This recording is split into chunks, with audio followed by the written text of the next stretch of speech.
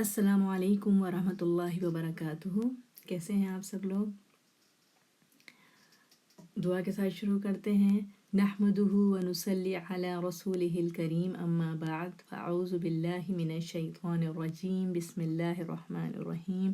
رب اشرح لی صدری ویسر لی امری واحلل عقدۃ من لسانی یفقہوا قولی، رب زدنی علما، اللہم فقہنا فی الدین۔ تو الحمدللہ ہم لوگ اپنی کلاس میں رمضان کے لیے خود کو پریپیئر کرنے کی کوشش کر رہے ہیں کہ کس طریقے سے ہم اپنے آپ کو پریپیئر کریں کہ ایک سکسیسفل رمضان ہم گزار سکیں انشاءاللہ۔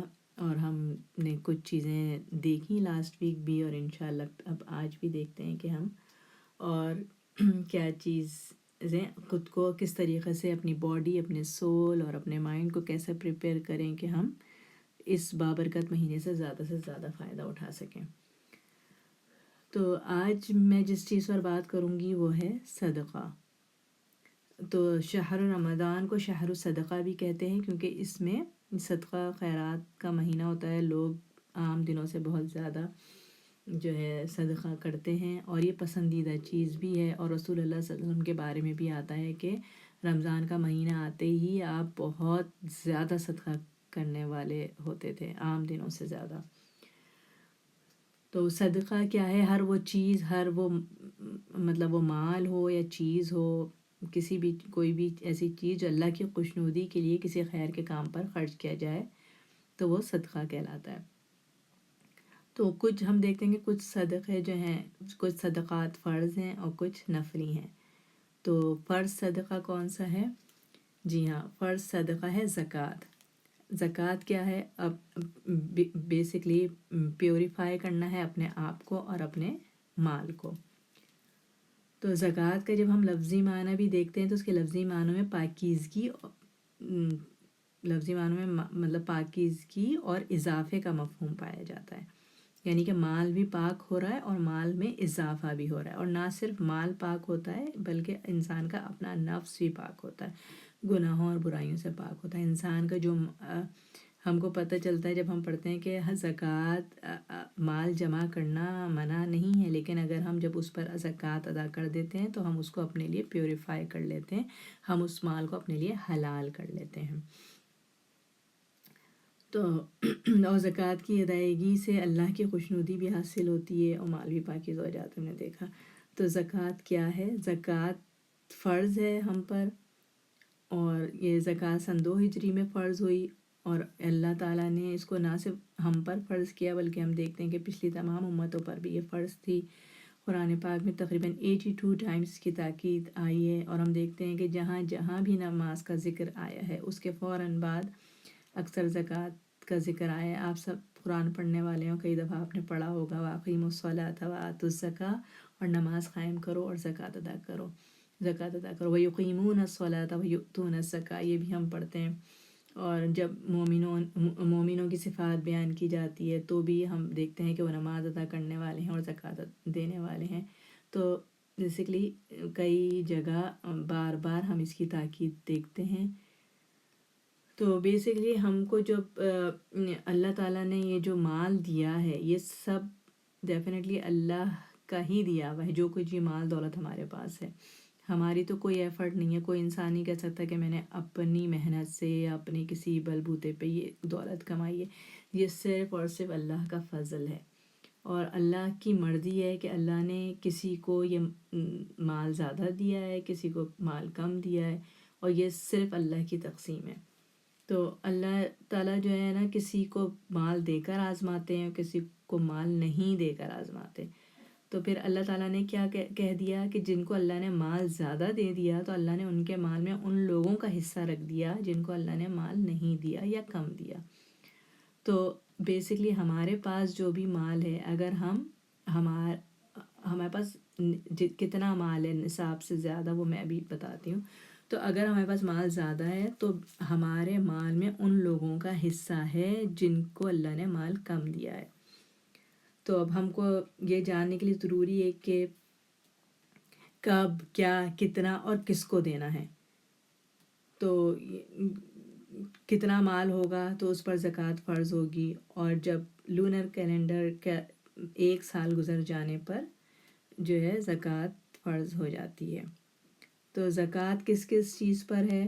زکوٰۃ ہے آپ gold, silver, cash saving, rent income, مال تجارت، اور اس کے علاوہ اور بھی چیزوں پر ہے، لیکن میں نے صرف یہ چیزیں چوز کی ہیں کہ گولڈ موسٹلی ہم لیڈیز کا واسطہ انہی چیزوں سے پڑتا ہے کہ سونا چاندی، یا ہمارے پاس کیش ہوتا ہے سیونگ میں، یا اگر کوئی بزنس کرتا ہو تو، یا بزنس میں پیسہ لگایا ہو تو اس پر۔ باقی اس کے علاوہ اور جو چیزیں ہیں جیسے پھل ہو گئے، کھجور، انگور، شہد، خزانہ اگر کسی کو کہیں سے مل جاتا ہے، یا کسی کی اگر زرعی زمینیں ہیں یا مویشی، تو یہ سب ہم پہ اپلیکیبل نہیں ہوتا، کیونکہ اب ہم اس زمانے میں تو ہیں ہی نہیں کہ ہم جو ہے اونٹ بکریاں اور پال رہے ہوں، یا تو ہم پھر وہ دیکھیں کہ، تو بیسکلی کیونکہ اتنا زیادہ ہمارا واسطہ نہیں پڑتا، اس لیے میں نے ان چیزوں کو اس میں شامل نہیں کیا، لیکن ایک بیسک چیز سب کو پتہ ہونی چاہیے کہ کس کس چیز پر زکوٰۃ فرض ہوتی ہے۔ تو سب سے پہلے ہم دیکھیں گے زکوٰۃ کا نصاب کیا ہے۔ 2.5%، 2.5% سونے کے اوپر، 20 دینار جو کہ 7.5 تولہ سونا ہوتا ہے، اور اس پر 87.47 گرام، یعنی 7 تولہ کا اتنا گرام ہوتا ہے اگر کسی کو یہ حساب دیکھنا ہے تو اس پر اگر آپ کے پاس 7.5 تولے سونا یا 87.47 گرام سونا ہے تو اس پر آپ کو 2.5% زکوٰۃ دینی ہوگی۔ اسی طرح چاندی بھی اگر آپ کے پاس ہے 52 تولے تو اس پر آپ کو 2.5% زکوٰۃ دینی ہے، اور اگر آپ کے پاس کوئی کیش سیونگ ہے آپ کی تو جو ہے آپ کو چاندی کے برابر، اگر اس اتنا مال ہے کہ وہ اس کا ٹوٹل جو ہے چاندی کے نصاب کے برابر ہوتا ہے، تو اس پر آپ کو زکوٰۃ دینی ہوگی۔ اور پھر یہ کہ زکوٰۃ کس کس کو دینی چاہیے، تو وہ بھی ہم کو قرآن اور سنت سے اس کے مصارف بتا دیے گئے ہیں، ان کے علاوہ کہ کسی اور کو زکوٰۃ نہیں دی جا سکتی۔ تو اس میں ہے فقراء ہیں، مساکین ہیں، عاملین زکوٰۃ ہے، مؤلفۃ القلوب ہیں، یعنی جو نیو مسلم ہوتے ہیں آپ ان کی مدد کے لیے، ان کو رہائش کے لیے کسی بھی قسم کی ان کی ہیلپ کے لیے دیا جا سکتا ہے۔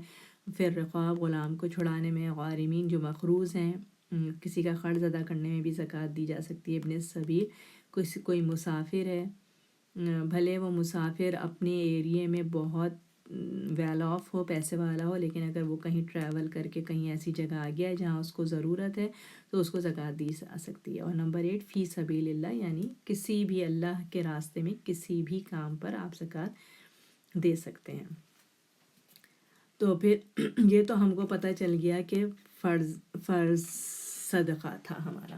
اس کے علاوہ جو ہیں نفلی صدقات ہیں، کیونکہ ہم کو یہ بھی بتا دیا گیا ہے کہ یہ مصارف بتا دیے گئے ہیں زکوٰۃ کے، کہ یہ 8 جگہیں ہیں جہاں پر ہم زکوٰۃ کو دے سکتے ہیں، لیکن اگر ان کے علاوہ کوئی اور ضرورت مند ہمارے سامنے آ جاتے ہیں تو ہم ان کی ڈفرینٹ طریقے سے مدد کر سکتے ہیں، اور ان کو صدقہ دیا جا سکتا ہے، ان کو زکوٰۃ نہیں۔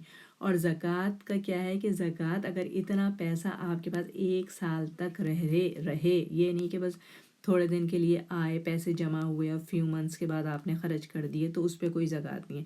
اگر آپ کی سیونگ منی اتنے ٹائم تک رہی آپ کے پاس، یا آپ کا گولڈ یا آپ کا سلور اتنے 1 سال لونر کیلنڈر گزر گیا، تو آپ پر زکوٰۃ فرض ہوتی ہے۔ اور پھر میں نے یہ مینشن کرنا بھول گئی کہ زکوٰۃ جو ہے فرض کس کس پر ہے، تو دس از مینڈیٹوری ہے، ہر ایک پر فرض ہے، چاہے وہ بہرحال آزاد، غلام تو آج کل کے زمانے میں ہوتے ہی نہیں، ہم سب الحمدللہ آزاد ہیں، آزاد، اور اتنے انسان کے پاس اتنا پیسہ ہو جیسا میں نے آپ کو نصاب بتا دیا کہ سونے چاندی اور کیش منی کا۔ تو مسلمان ہوں، زیادہ مسلمان پر ہی فرض ہے، نان مسلم پہ فرض نہیں ہے، مرد ہو یا عورت ہو، بالغ ہو یا نابالغ ہو، مطلب بچے کے پاس بھی اگر اس کو وراثت میں کسی بچے کو اتنی زیادہ رقم مل گئی ہے تو ایون دو کہ وہ ابھی بالغ نہیں ہوا ہے، سمجھدار نہیں ہوا ہے، عاقل نہیں ہوا ہے، لیکن اس پر زکوٰۃ فرض ہوگی۔ اس کے جو ہے اس کے کیئر ٹیکر ہیں، ان کو چاہیے کہ اس کے مال میں سے زکوٰۃ نکالیں۔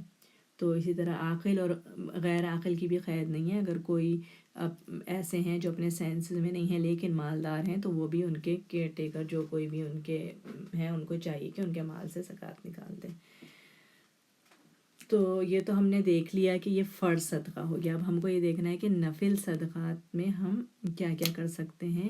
اور ہم تو اب نبی کریم صلی اللہ علیہ وسلم نے فرمایا کہ جہنم سے بچو اگرچہ کھجور کا ایک ٹکڑا دے کر ہی صحیح، مگر ضرور صدقہ کر کے دوزخ کی آگ سے بچنے کی کوشش کرو. تو ہمیں یہ بھی پتہ چلا کہ جہنم سے بچنے کا ذریعہ ہے کیا؟ صدقہ. تو اور یہ بھی ہے کہ ایک کھجور کسی بھی صدقے کی چیز کو جو ہے نا حقیر نہیں سمجھنا چاہیے، معمولی نہیں سمجھنا چاہیے کہ میں اتنی معمولی چیز کیا کسی کو صدقہ کروں. لیکن اللہ کی خوشنودی حاصل کرنے کے لیے اور جو ہے آپ کو چاہیے کہ معمولی سے معمولی چیز جو بھی اویلیبل ہو، یہ نہیں کہ بھائی اب میرے پاس تو کچھ ہے ہی نہیں دینے کے لیے، ایک کھجور کا ٹکڑا بھی دے کر آپ جو ہے اپنے آپ کو جہنم کی آگ سے بچا سکتے ہیں. پھر اس کے بعد جیسے ایک اور حدیث سے ہمیں پتہ چلتا ہے کہ رسول اللہ صلی اللہ علیہ وسلم نے فرمایا کہ انسان کے ہر جوڑ پر صبح سویرے صدقہ لازم ہوتا ہے. اور ہم جانتے ہیں کہ انسان کے جسم میں 360 جوڑ ہیں، تو ہر جوڑ پر صدقہ لازم ہو جاتا ہے. تو کیا ہم 360 ٹائم صدقہ کرتے ہیں؟ تو اس کے بارے میں رسول اللہ صلی اللہ علیہ وسلم نے کیا فرمایا کہ پس ہر تسبیح یعنی سبحان اللہ کہنا صدقہ ہے، ہر تحمید یعنی الحمدللہ کہنا صدقہ ہے، ہر تحلیل یعنی لا الہ الا اللہ کہنا صدقہ ہے، اور ہر تکبیر یعنی اللہ اکبر کہنا صدقہ ہے. اس کے بعد امر بالمعروف یعنی کہ نیکی کی تلقین کرنا بھی صدقہ ہے، اور نہی عن المنکر یعنی برائی سے روکنا بھی صدقہ ہے. اور پھر اس کے بعد نبی کریم صلی اللہ علیہ وسلم نے فرمایا چاشت کے وقت میں پڑھی گئی 2 رکعت کی نماز ان سب نیکیوں کی طرف سے کافی ہے. یعنی ہم جو ہے ہمارے جتنے بھی جوڑ ہیں ہمارے جسم کے ان پر صدقہ لازم ہو جاتا ہے، اور چاشت کے وقت پڑھی گئی 2 رکعت کی نماز ان جوڑوں کا صدقہ ہے. تو اب ہم کو یہ بھی پتہ چل گیا کہ صدقہ صرف کوئی مال سے ہی ہونا ضروری نہیں ہے. آپ صدقہ کسی بھی چیز سے کر سکتے ہیں، یعنی کہ چاشت کی 2 رکعت نماز بھی صدقہ ہے. اس کے علاوہ الحمدللہ کہنا، لا الہ الا اللہ اللہ اکبر سبحان اللہ کہنا، یا کسی کو صدقے کی تلقین کرنا بھی، اور کسی کو نیکی کی تلقین کرنا بھی صدقہ ہے.